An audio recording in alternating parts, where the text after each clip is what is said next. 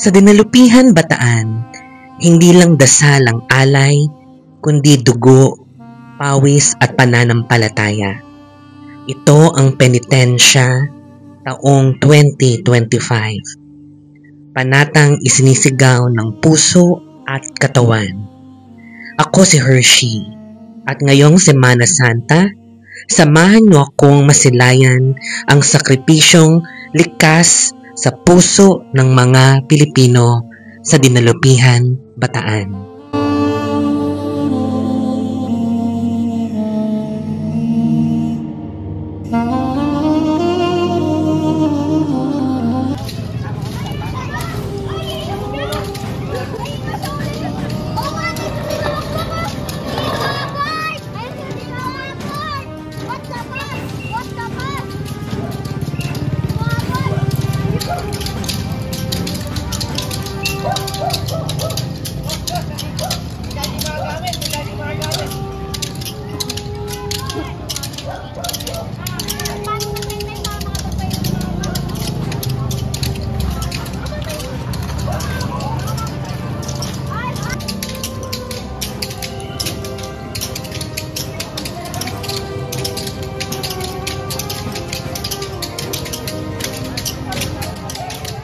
Sa puso ng bawat Pilipinong Katoliko, ang Semana Santa ay panahon ng pagninilay, sakripisyo at pananampalataya. Dito sa bayan ng Dinalupihan, Bataan, ang penitensya ay hindi lamang tradisyon, kundi isang buhay na panata na isinasabuhay taon-taon. Ang penitensya na mula sa salitang Kastila na penitensya ay isang gawaing panrelihiyon na nagpapakita ng pagsisisi sa mga kasalanan.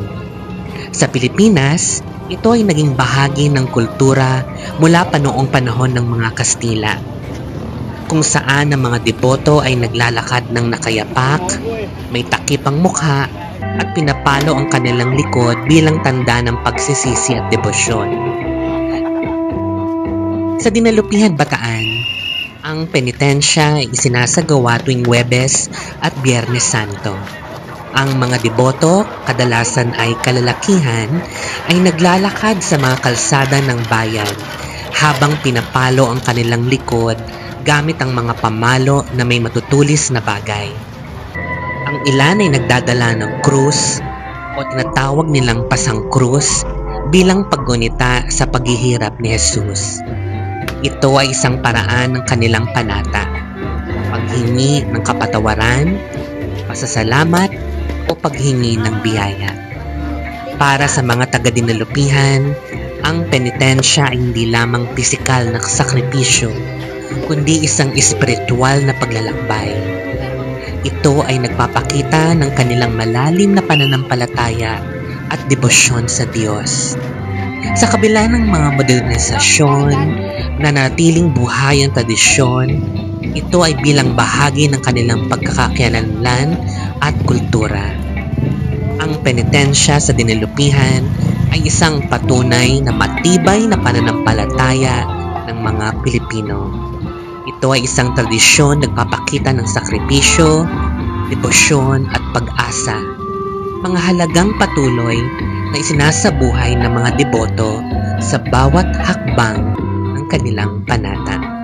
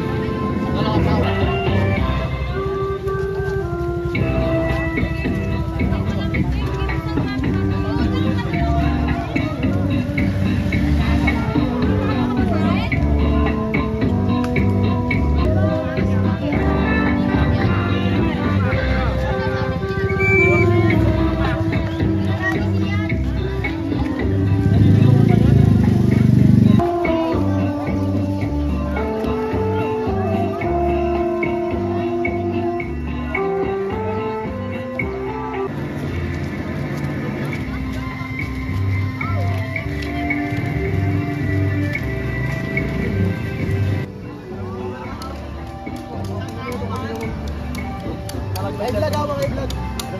Wag naman. Wala ako pa ng cellphone yung paano, kailangan. Hindi ka mas. Tara, kunin mo na. Bigat ko, sorry. Dire, ubon na dire, ubon na. Ay, nasa malilim doon ako.